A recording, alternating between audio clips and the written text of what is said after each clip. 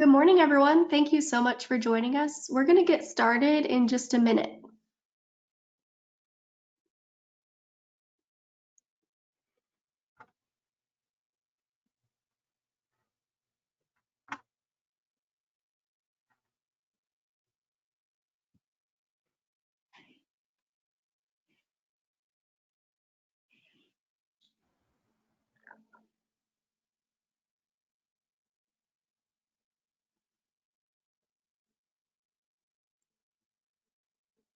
Good morning, everyone. Thank you so much for joining us. We appreciate you taking the time to join the Choice Solutions webinar with NVIDIA.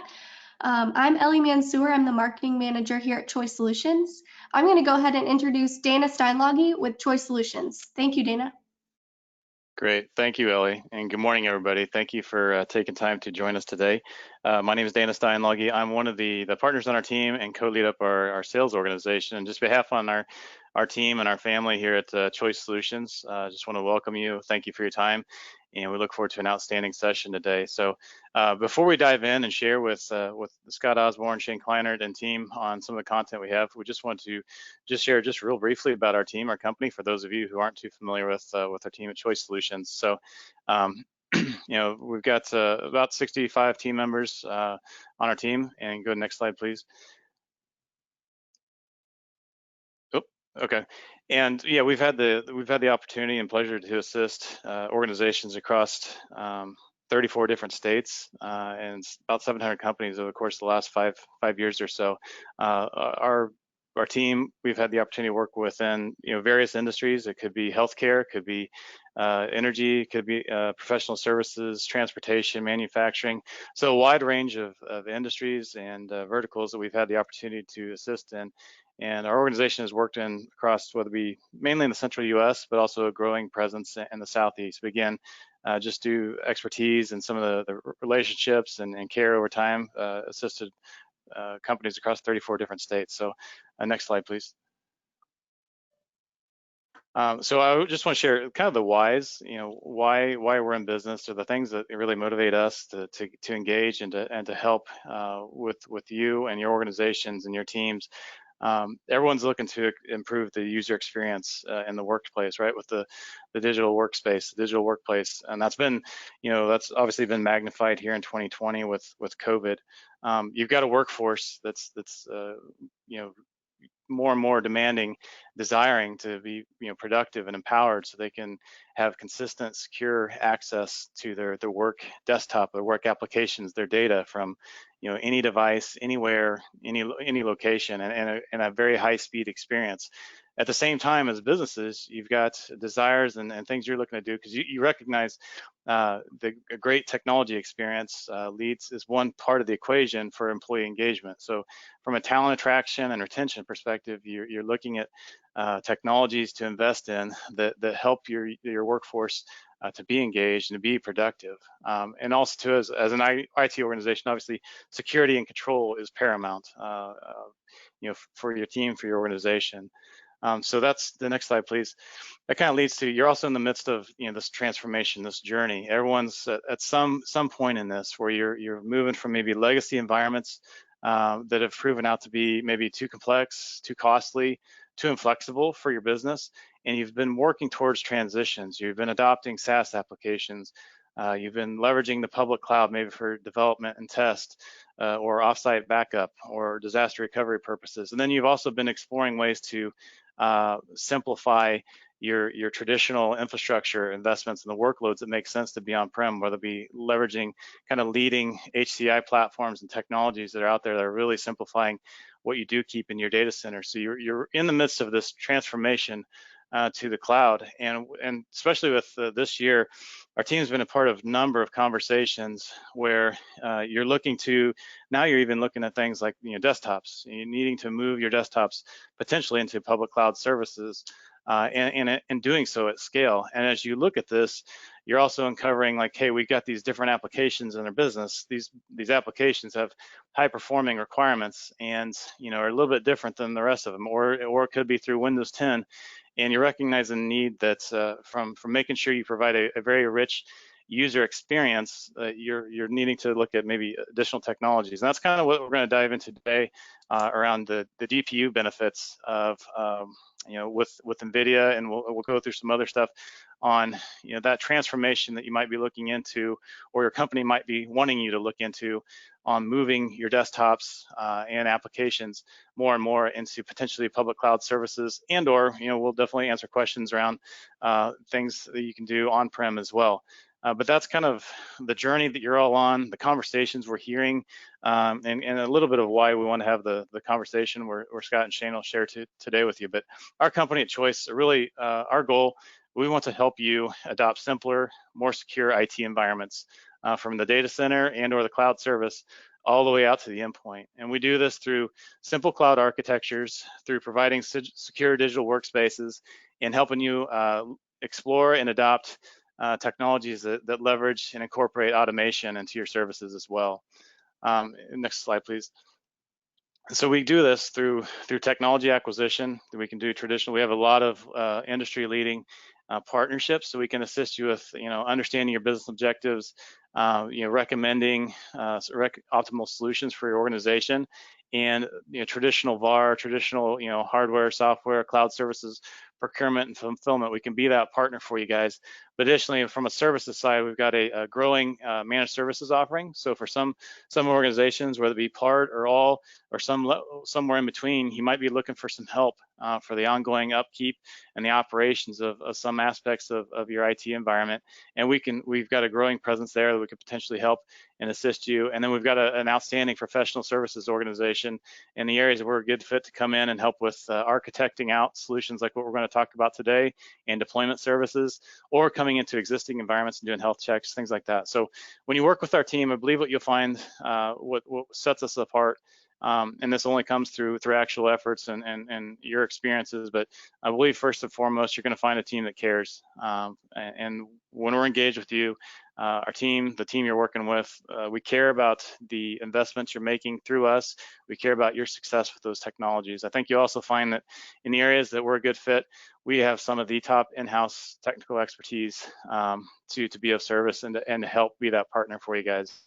Any solutions we work on, choice and flexibility, those are paramount principles to anything we do. So anything we do today, we always want to be preparing you for what's to come and tomorrow.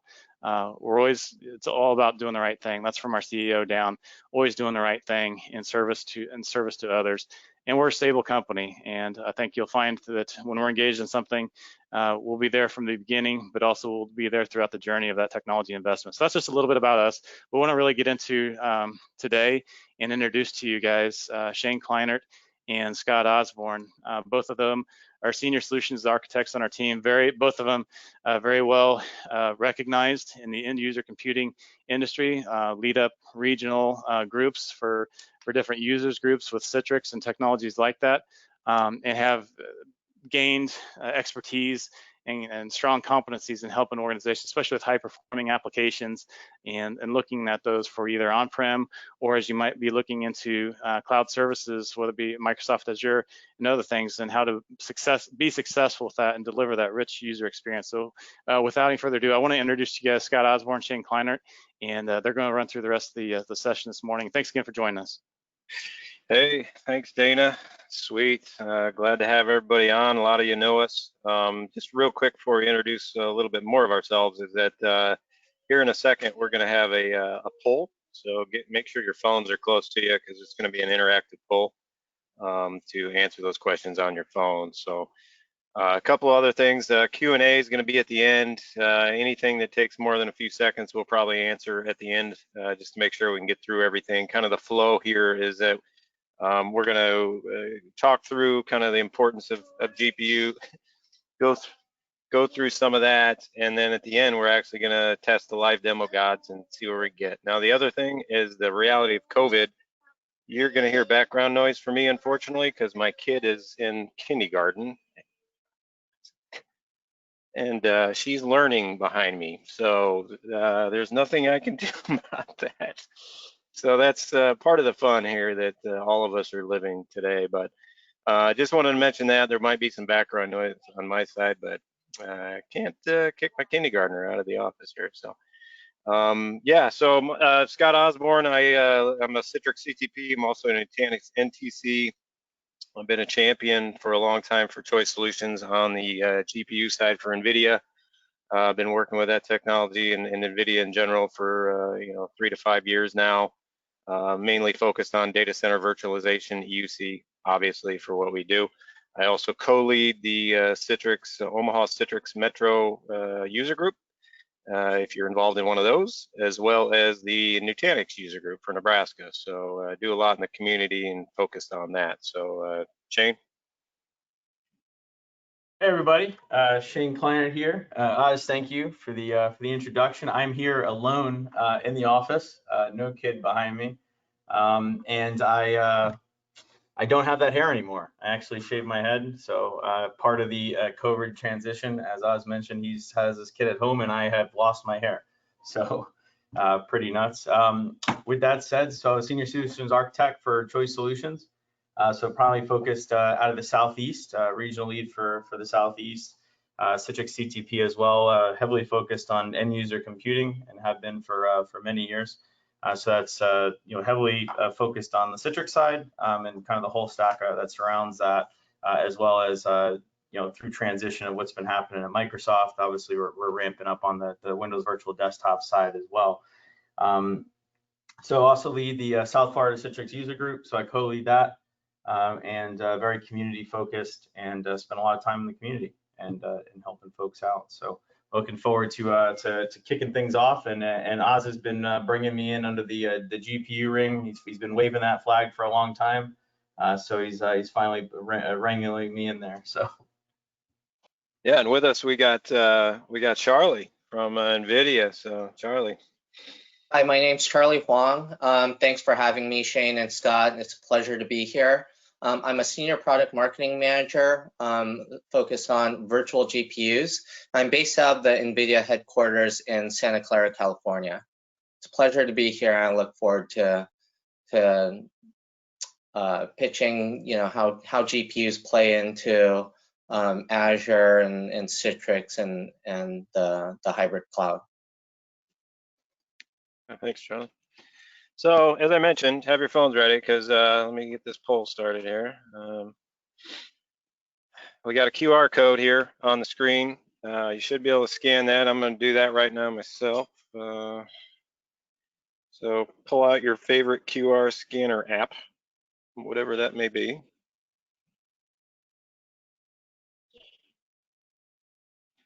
going to give everybody like 30, 45 seconds. Open the link. All right, mine says presenter will start the poll. Beautiful. Yeah, that'd be you, Shane. Yeah, I know. I'm just waiting at 30 seconds for everyone. Some folks will drop it. I was just testing it. Just testing. All right, everyone's got the phone. Looks good. They're waiting for me to click this button. Everyone is waiting. Here we go. 1, 2, 3, and we're on. All right, so we got some questions here. The more people that vote, the better it is. So. Yep. Yeah. So the first question is really around just kind of getting a lay of the land, right? Do you currently have GPU technology in your environment today? So so far we have 10 votes. Okay. And yeah, the number of votes looks like 11 votes. Good. We're gonna give it another 15 seconds. I guess I should have pulled up the timer for our poll questions here. Let's do that while we're waiting. So I had left the no off, so you can only run a GPU, and that goes well with the webinar here. So 16 votes. We'll give it a few.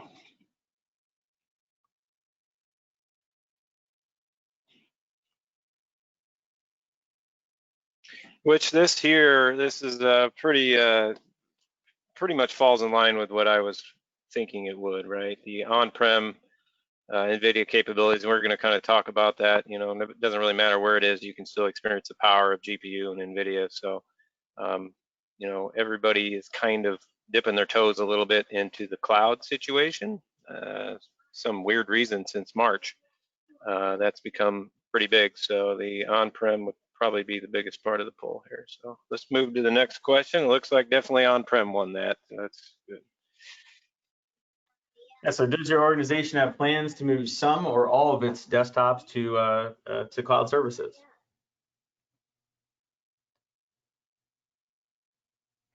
And I think the climate over the last 6 months probably is driving a lot of these decisions. So this is interesting, yeah. So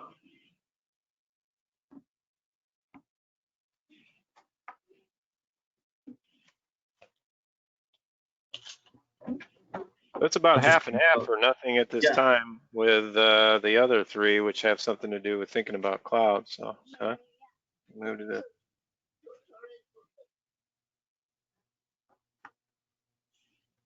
All right, I think that's all the votes are in there. So that's interesting. Not at this time. Would love to hear some of that feedback. Right. You know, see if that's you know, more focused around costs, or just, you know, no plans due to you know, due to the business need at this point in time. So let's go ahead to the next one. So what is the biggest driver for your organization if exploring moving to cloud services? So the folks that aren't moving, you know, sit this one out. Curious if work from home starts to win this. Yeah, that's what I would definitely think. As most of us are sitting at home.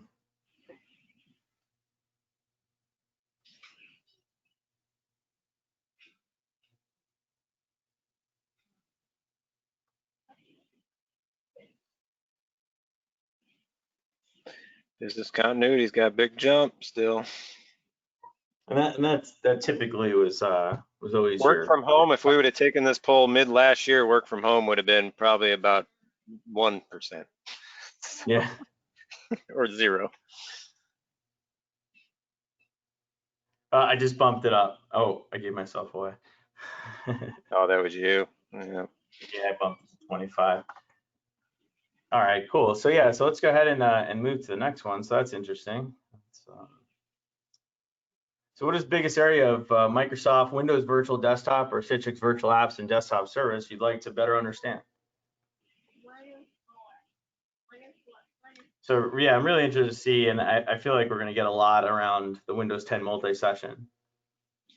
And my assumption would be around WVD and Citrix, how they complement each other, but let's see how it plays out.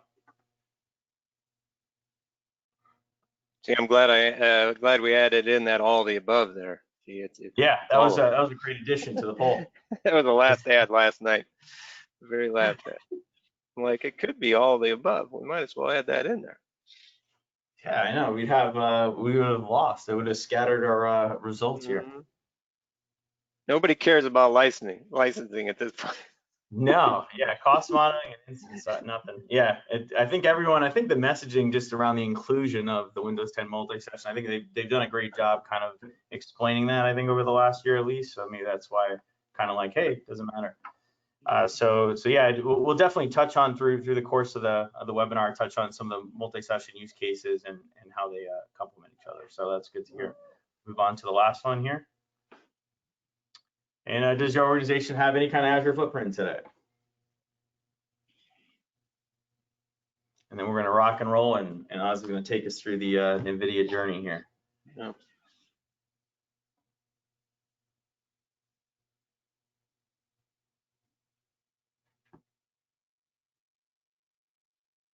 So you got the all of the above here. Okay. Yep.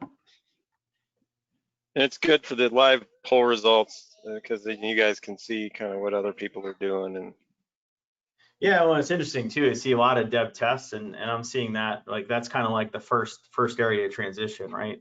You're testing out, getting a feel for the technology, getting a feel for what the costs look like, doing their testing, and then starting to move to. So that transition does make sense. It's interesting that the running virtual workloads is 0, but it does match to what we saw in the first, that most folks are running on-prem that are on the call. So yeah, they're running virtual desktop workloads. Yeah.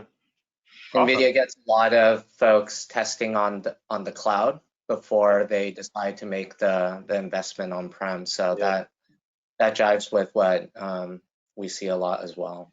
Yeah, and that's a great point. Doesn't surprise me too much either for the running the I guess virtual desktop. It's a little surprising that because that's not just WVD, that's just virtual desktops in general. But WVD, Windows Virtual Desktop, I mean, that just went GA last year, December 2019 or right around that time frame. So it's fairly new as far as that goes, I guess.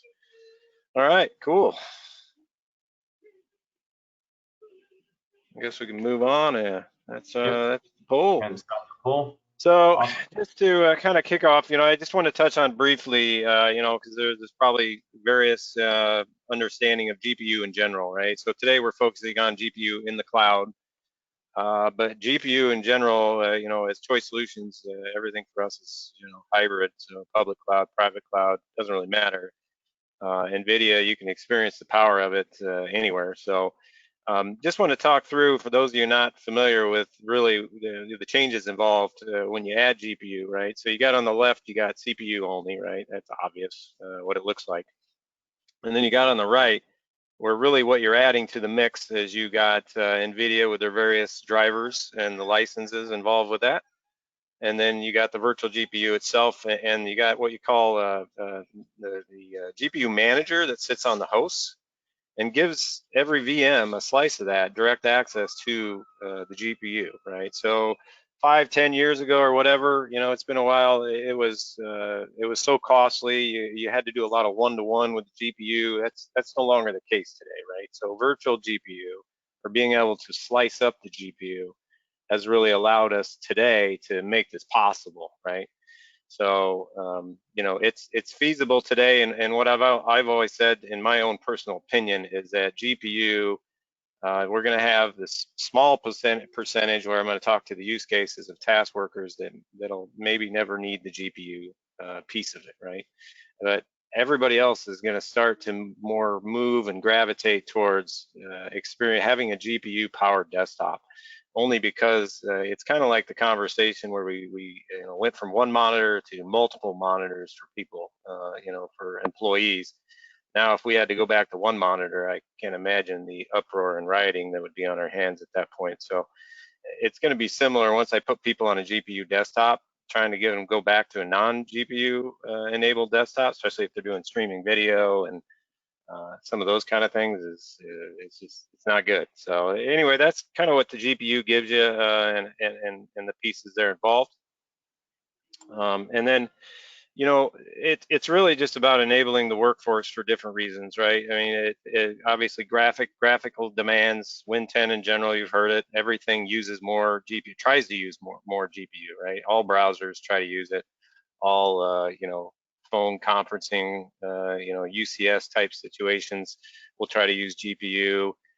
Office uses a lot of GPU, whether you need it or not. If you're not doing crazy stuff in there, that's something to be argued, but pretty much just the point being everything uses GPU. Now, when you get into real graphical, intensive applications, so a lot of the work I'm doing now is with obviously schools and CAD CAM classes and design classes and those kind of things. So that was pretty much my whole summer was involved with enabling remote classrooms for being able to do design and CAD classes from home, right? So now we can do that easily, putting GPUs on-prem, in this case, they're on-prem data centers, or here, bursting up to the public cloud for GPU, right? So it gives you that burst, that rapid provisioning of virtual workstations. That's what the cloud's beautiful for. You're not running 24/7 on the cloud, but bursting up there for rapid provisioning, which everybody has needed.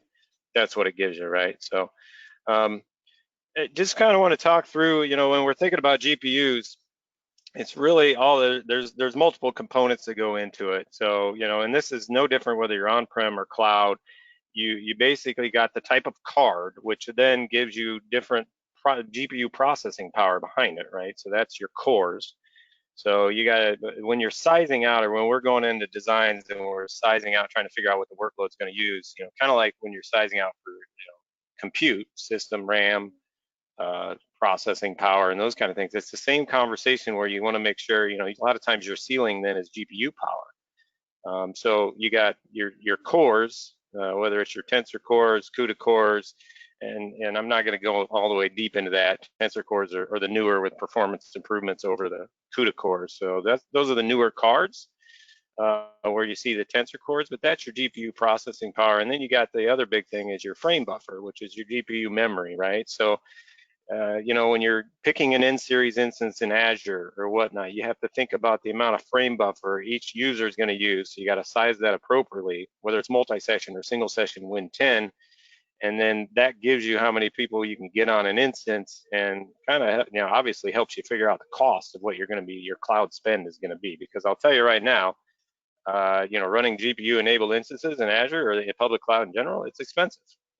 You know, so you gotta really you know, be careful about how you're sizing and whatnot. So the GPU profiles figure into that. So you know, that's this line item right here, and that's between this and to some degree this, whether you're doing compute heavy or graphics intensive. You know, and then this even comes into play here for especially on-prem. So a lot of these, this kind of item, you don't have to worry about public cloud, right? Microsoft worries about power, the cards being in the host, all those kind of things. You don't have to worry about any of that. Obviously, the public cloud, none of that is your responsibility, right? Which is nice. Your only responsibility is to make sure the GPU profiles fit the user, basically the user workload, right? So that's the key there. Again, it's all about user groups. This is just an example. Healthcare, it's another one of my focuses besides schools and those kind of things. But you know, healthcare, depending on what they're doing. My wife's an ER nurse, so she works with Epic a lot. Yeah, obviously, one chart in the emergency room. You know, whether they're working with PACS or they're a general EMR user, those kind of things, depending on what they're doing in the EMR, they might use a different card and or profile, obviously, to power that desktop on the back end. So like, you know, as you can see the middle one here, the middle one where she's looking at, you know, a very critical X-ray or something like that. You need something to really drive that and make it, you know, pixel perfect, right? So GPUs give you that capability. So this is just one vertical and, you know, user group. You know, as far as when you're figuring out the use case, right? It's all about the use case and what you're doing there. This is just an example of where, you know, another example of real quick where you're figuring out the different profiles. So when we're trying to think about who fits into what profile, this is kind of that worker where they might not need a GPU at all because they're call center. You know, Shane works a lot with the call centers, retail employees, kiosk type workstations, all that stuff. They're not going to benefit a whole lot from GPU. But as you start going to these other two, you know, these other columns, when they're running, as you can see, stuff like this, you know, then you're getting into, well, we need some GPU power behind that, right? So then you got to size that out appropriately. So again, it's about the user profile and the use case. I wanted to mention the T4s. T4 is a card I'm really in love with right now, especially at EUC with Shane and I, you know, co-leading that. You know, EUC, the T4 is the on-prem card of choice for us. Because it's really that universal GPU is what they call it right now, where it's a good mix of compute and you know, being able to compute for high compute and graphical. Now in Azure, they've got it out on their site to where you can sign up for they got a private tech preview for the T4 instances now, but they're not generally available yet. But the T4 is their newest card with the tensor cores that you saw on the slide earlier.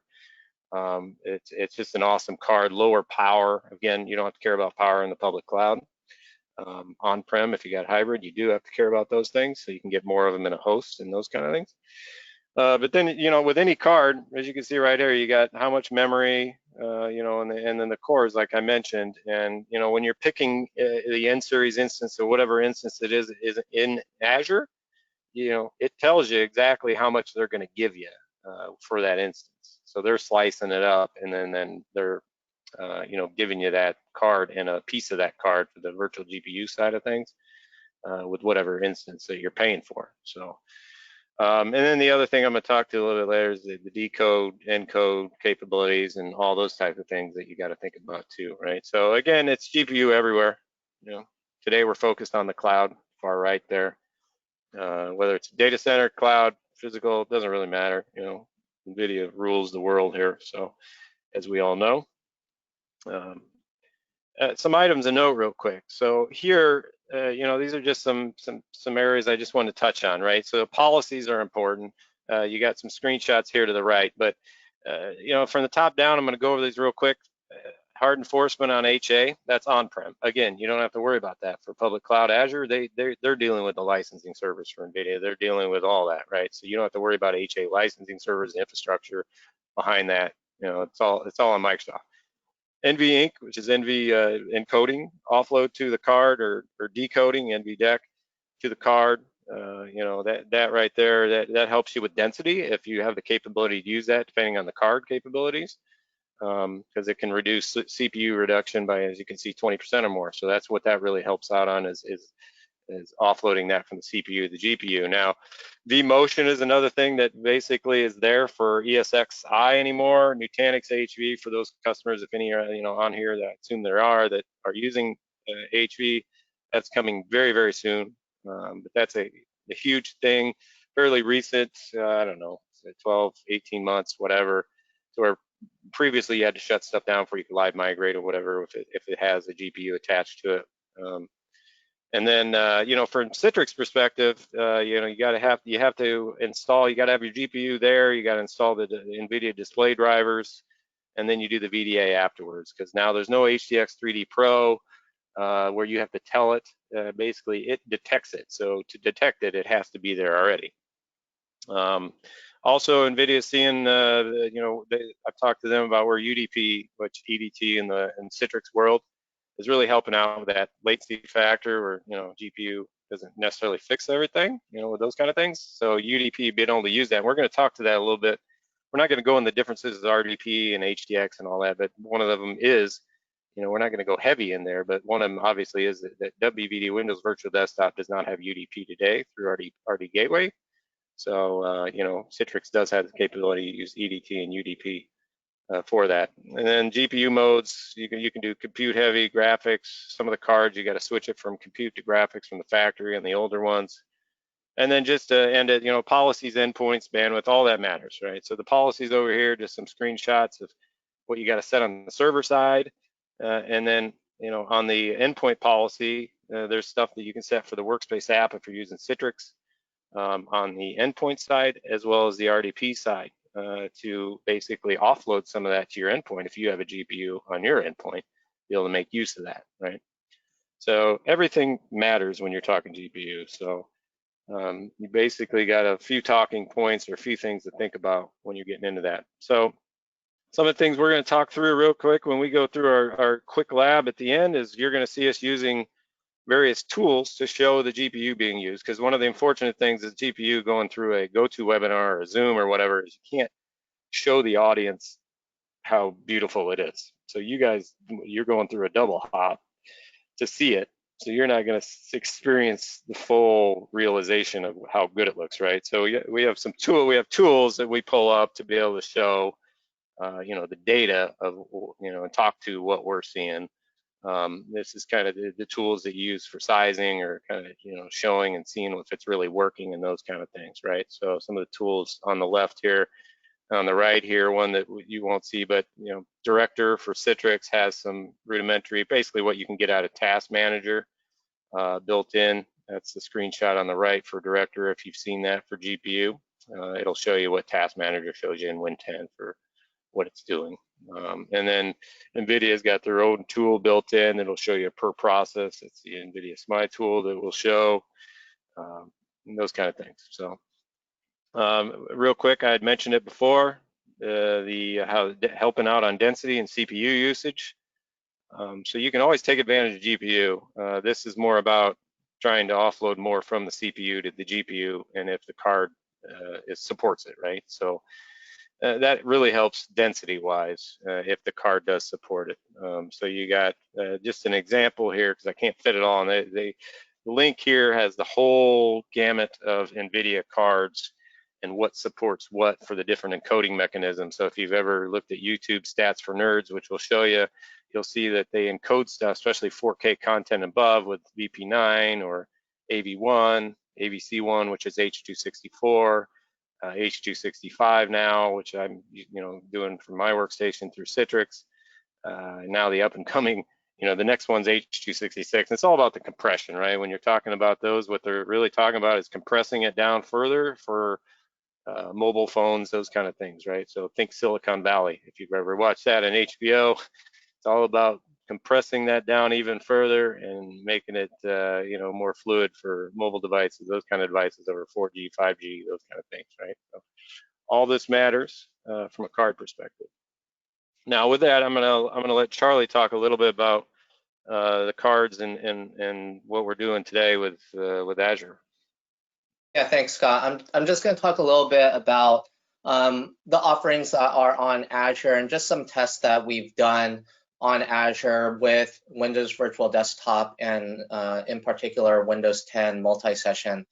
As Scott mentioned a little bit earlier, Microsoft does offer the T4 GPU on the Azure cloud that's currently in private preview. So that's not generally available, but what is generally available today, if you go on to the Azure cloud, is there's primarily two offerings for NVIDIA GPU instances to use with Windows Virtual Desktop and Windows 10 multi-session. And the default one is the NV and NVV3 series instances with the NVIDIA M60 GPU. And what I mean by this default is if you get those instances, the license comes with it automatically. The licenses that Scott talked about previously. And then also available is the ND series instances, which use the NVIDIA P40 GPU. So that provides a little bit more performance for more intense graphics workloads. And there's licenses that you have to bring or purchase through Azure. And I'm not sure if Scott mentioned it, but you can get 90-day trial licenses for free from NVIDIA. If you just go to the NVIDIA site, you could do a search for that. But you'll get 128 concurrent user licenses for free that you could either use on-prem or take to the cloud. If you could go to the next slide, please, Scott. And what NVIDIA did is we wanted to kind of show and see what's the user experience improvement and scalability and the benefit when you add GPUs into your VDI workflow. And so NVIDIA developed an N-vector benchmarking tool to simulate the end user workflow of different user profiles, measuring the quality of the user experience across the following specific metrics that you see here. So the first one is end user latency, and this measures the end user responsiveness or how interactive the session is. So the amount of lag at the endpoint, if you will. And then the second area is frame rate, and this measures the fluidity of the session or the number of frames that are sent to the end user. And then last is the image quality, and this measures how much the image is impacted by the remote protocol. And so these are the areas where this benchmarking tool that NVIDIA created really measures that end user experience. And then going to the next slide, the N-vector benchmarking tool, it was used to compare in this particular test the vGPU instance using this NV12S V3 instance, and then compared it to a CPU only, the D8S V3 instance through Azure. And the targeted workflow for this comparison included a knowledge worker workload that Scott talked about earlier. And that simulated Office 365, web browsing with Chrome, video playback, and PDF viewing.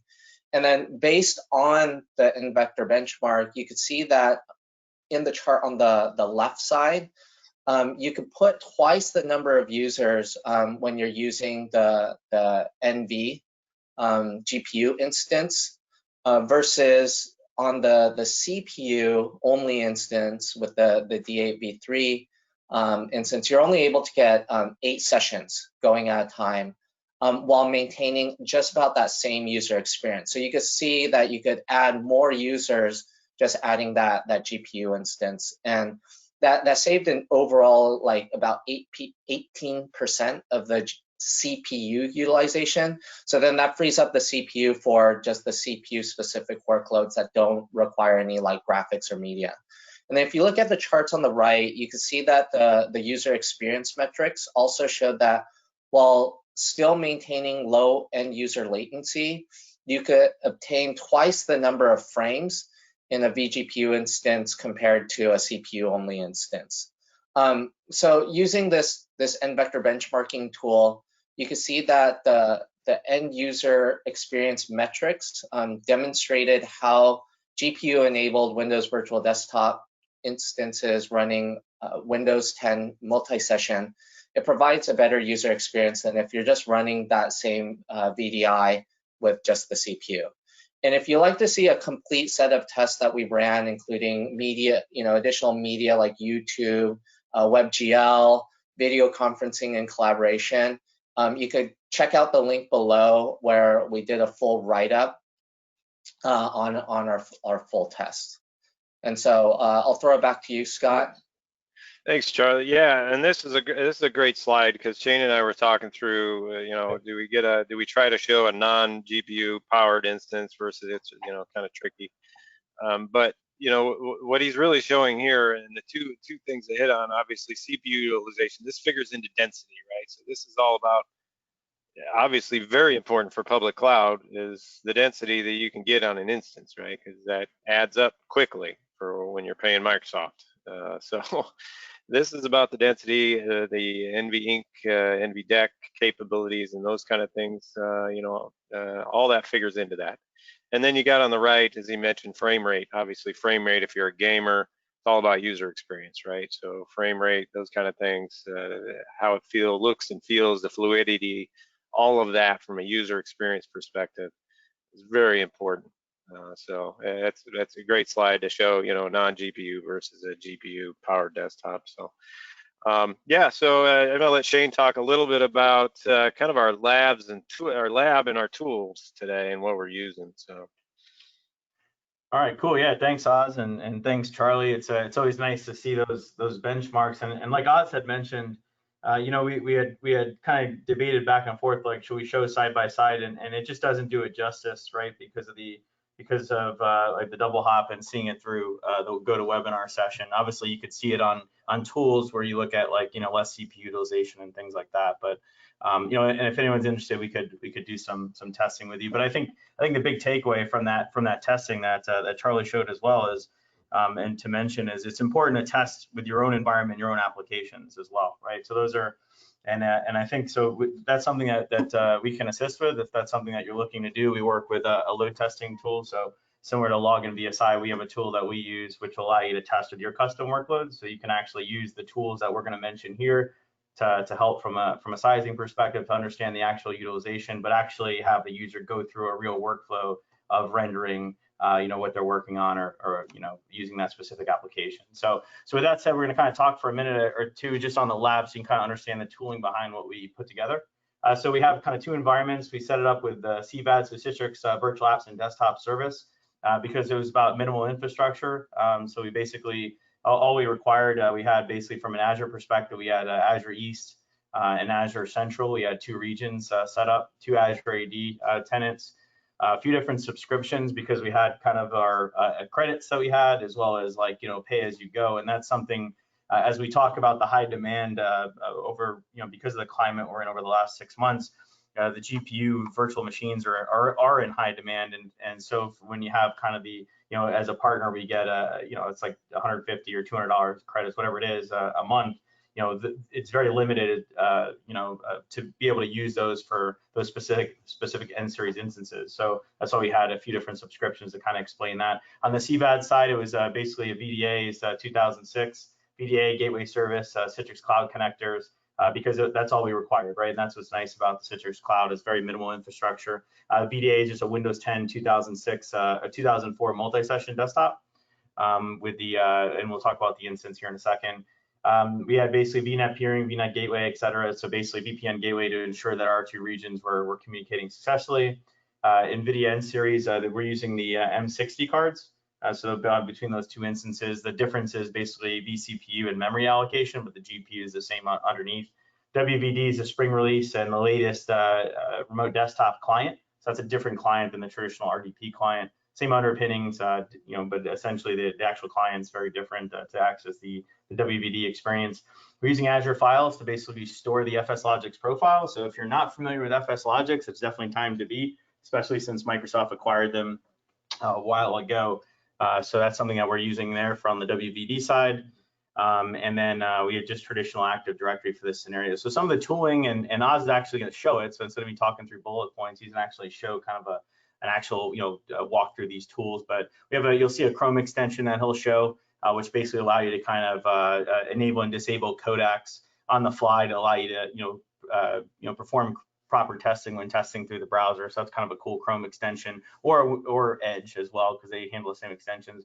This is probably one of the top tools here, Remote Desktop Analyzer. It's a community tool, and as well as there's a paid version, but it's like, I think it's less than like $100 or something like that. And it gives you just a ton of information around session bandwidth, protocols, allows you to change those codecs on the fly, especially from a Citrix perspective, and gives you detailed GPU view, what you're using from a frame buffer perspective, utilization, different codecs, frames per second, stuff like that. So definitely interested, and you'll see some great interest as you look through that. GPU profile is another community tool, which I'll go through. The NVIDIA SMI tool is basically something that NVIDIA has that can give you kind of details around the driver as well as per process utilization and to assist with some sizing. GPU-Z is another tool, and then HDX Monitor. I think everyone who's a Citrix customer has known about that for years. It's constantly allows you to run it in your session and kind of give you a breakdown of what's your different virtual channels and your utilization and policies and things like that. So that's kind of a high level on the lab. And anything you want to add there, Oz? No, just there's a lot of tools, right? So there's a ton of tools to measure usage and show you that it's working right and those kind of things. We're going to touch on those big ones, right? So it's not going to be a lot of time that we go through them, but just to kind of show you what you can see with those tools, right? That's kind of the purpose of that.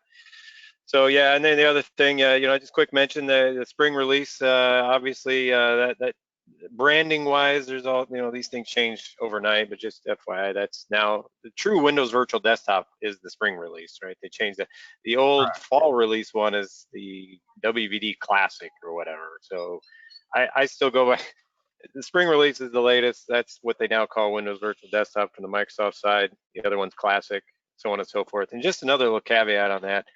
Just because it was spring and fall before, they're not going to be doing that as a regular upgrade, right? So it's really just when new features are ready to roll out, they're going to roll them out. So it just happened to be that it was spring and fall. It's not going to follow the Windows 10 cadence and upgrade paths and those kind of things. So yeah, so basically the other part to this, is the instances that we're using.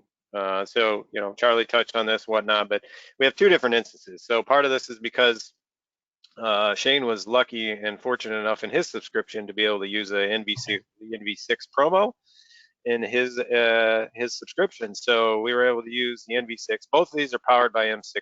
I just want to point out, like this one is the NV series, right? So this is the older, cheaper, which would have been, it's better for us when you're doing a lab and demonstration. It's going to be a cheaper instance, right? So this is the 4th generation proc Haswell CPUs, as you can see up here. So all that figures in. This was the original NV series, right? So that's one of ours. That's our Citrix on Azure instance you're going to see today. Again, both M60s. And then we got an NVV3 instance, a version 3 instance, which this one's backed by more CPU memory, again, for multi-session when you're doing more than one or two, when you're actually figuring out density, all that's important. But this one has different procs from Intel, Broadwell CPUs. So it's 5th generation, $3 signs, more expensive, right? So it's basically, even with me turning it off on a daily basis, like $5 a day since we've been doing this. So yeah, so that's the two instances specifically that we're doing in the lab today. So really, we're just going to do a quick run through on the lab, and at this point, we're going to get set in here, and I'm going to launch mine. I'm going to be launching and going into the Citrix on Azure desktop. Again, we're not showing anything else specifically to that. We're really just going in to show you that you can make use of the power of GPU, power of NVIDIA, and things you can do in a GPU-enabled desktop that you really can't do So it's a quick show of that and the tools, right? So I'm going to, yeah, go ahead. Yeah, I was to say, while you pull that up, I think Charlie really hit on it great when we had mentioned, this gives you the ability to test the power of the GPU without having to make that hardware investment. In addition, when you go to make that, and you're paying for what you use, right? So if you have to scale up or you have shift workers and things like that, instead of paying for a fixed asset that sits in a room or a lab, if it's students, you're paying for it, it starts depreciating the technology right after you buy it. In this case, you're always going to get the latest and greatest and pay for exactly what you use, and it really falls in nice when it comes to a shift working type environment as well, which is kind of nice. Yeah, I think exactly. That's all the business continuity in that poll, like being a large percentage. Yep.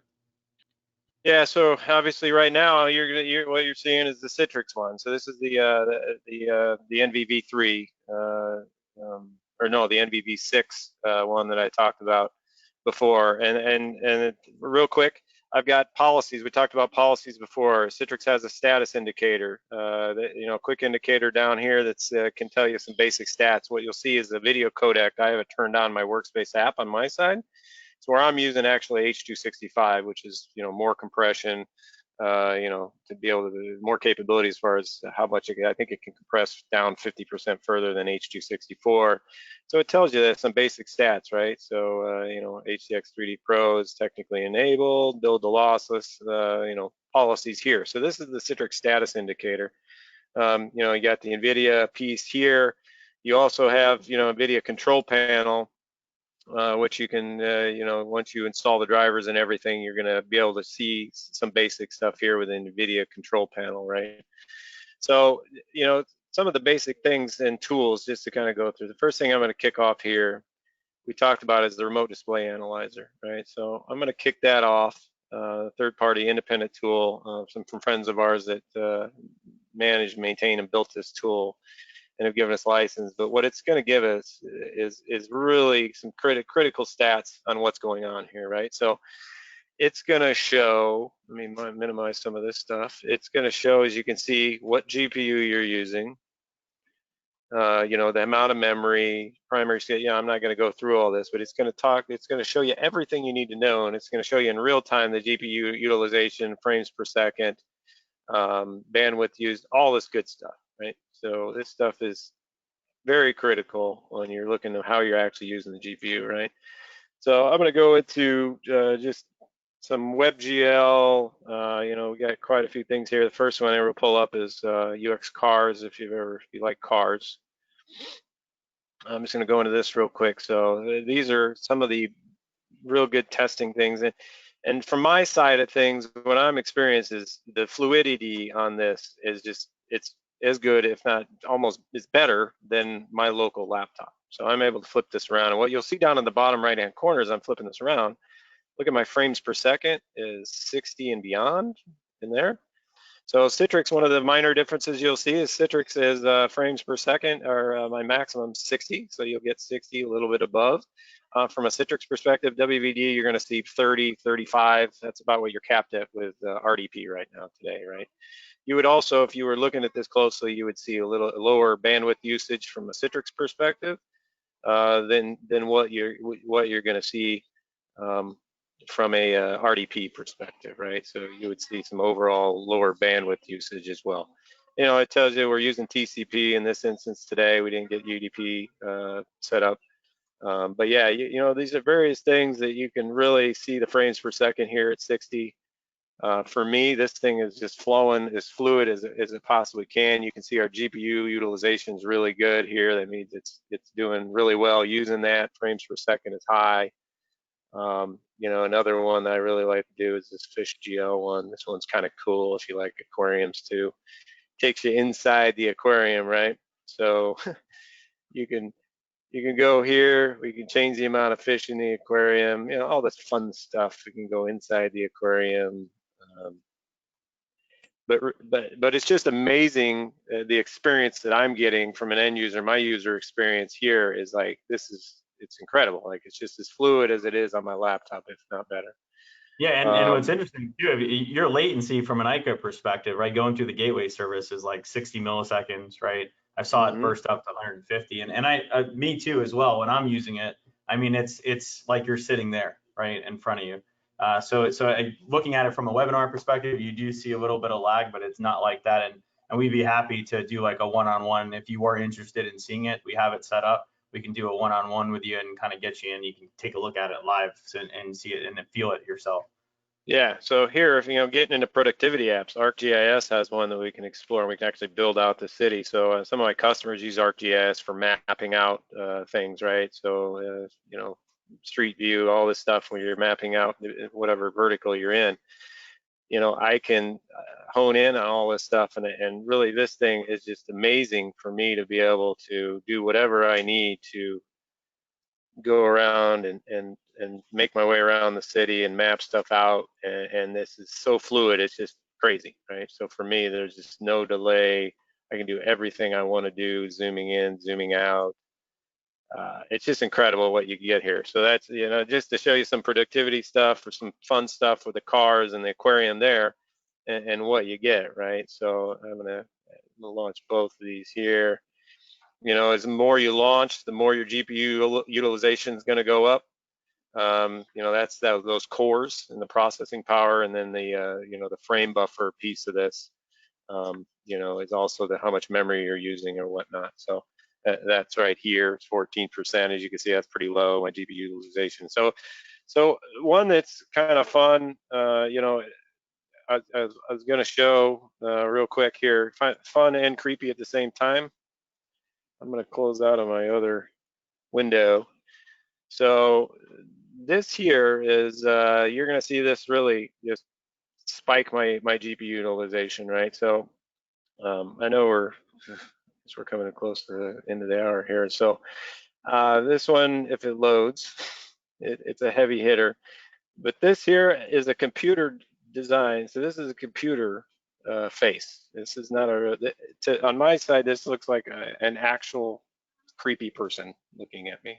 It's incredible. This freaked my wife out last night when we had this on the screen and she walked by. She thought that was Oz on camera watching. It's pretty funny. It's creepy, but this is a computer design, that kind of thing, right? So it's pretty amazing. As you can see, that there spikes the CPU was nearly 100%, right? So some of the tools, GPU HDX monitor. I'm just going to go into that from a Citrix perspective. If you've ever used that or looked at it, you got your graphics here from a thin wire perspective, which obviously our HDX score. It's going to tell you some of the similar stuff. It's going to tell you the video, the policies you're using. And then, you can drill down into here and really see that you're using, H264 into some of these stats here. So this is Citrix's tool specifically. That won't be on the WBD side for seeing what you're using, and taking a look, make sure it's working like it's supposed to, max frames per second, minimum, lossless, visual lossless for text, those kind of things, right? Here it's showing that my codec type is H265. So more verification there.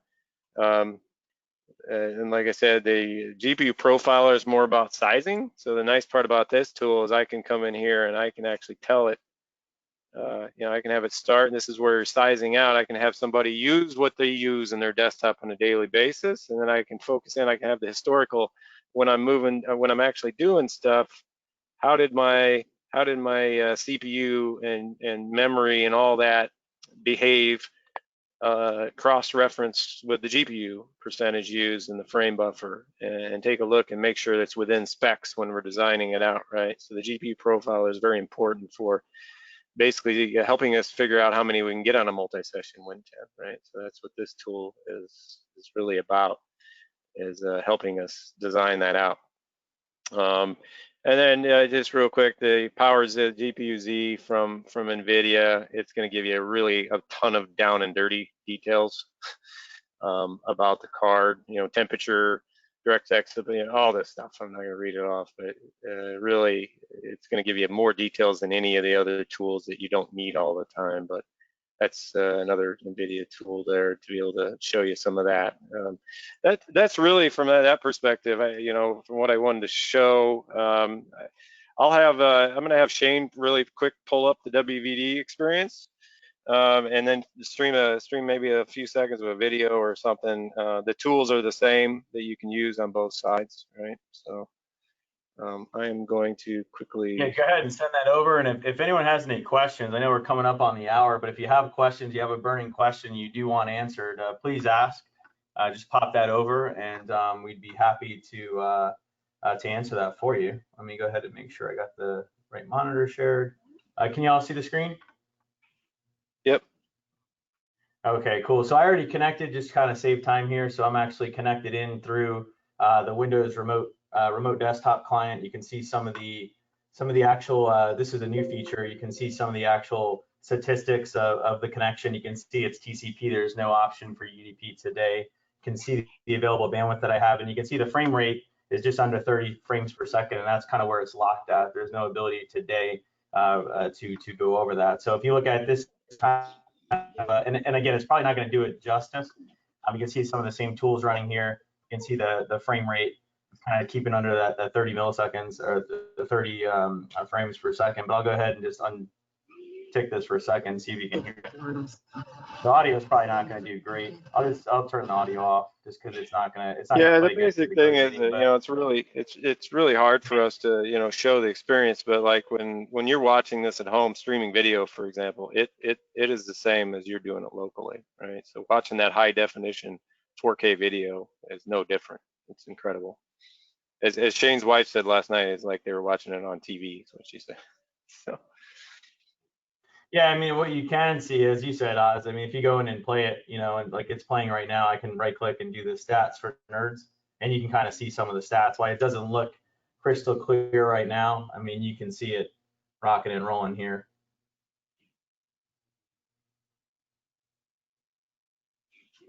Yeah, so you can see it's, so it's showing, so right now, my connections, so my network connection's a little lagged where I'm at. I'm unfortunately yeah, and that's a good point. Is what you'll see is like last night the frames were like 0 dropped, right? Frames being dropped is also representative of your network connection as well. So like he's in a different spot today, so we're seing more frames drop there than you would. But that's inherently it's a huge difference. How it's wired versus not. Well, it makes sense, right? So yep. the moment using the meg or just over a megabit bandwidth. So yeah, so I mean, and the main point here is like you're seeing the same stuff. So not to go through the same thing Oz went through, but the point is you're getting the same GPU experience, whether it's Windows Virtual Desktop, whether it's Citrix, you're going to get that same experience. There are different constructs around both from a management perspective and operations perspective, but the same underlining virtual desktop, the Windows 10 multi-session desktop with the NVIDIA GPU is exactly the same, right? There's no, how you get there is different on both sides, and the protocol on how that experience is going to be a little different, but that GPU experience is going to be exactly the same. Yep. Yeah. So yeah. So with that, yeah. Go ahead. Any questions? Basically, that's just the point to drive home is that whether you're thinking about using Windows Virtual Desktop, which is a platform as a service from Microsoft. So technically, from a Citrix perspective, what we're making use of is Win 10 multi-session. We're not technically using Windows Virtual Desktop. That is Microsoft's answer to Citrix Cloud, right? That's their platform as a service where you're using RD Gateway, RD Web, all that stuff. But what we are using is the multi-session Win 10 through Citrix.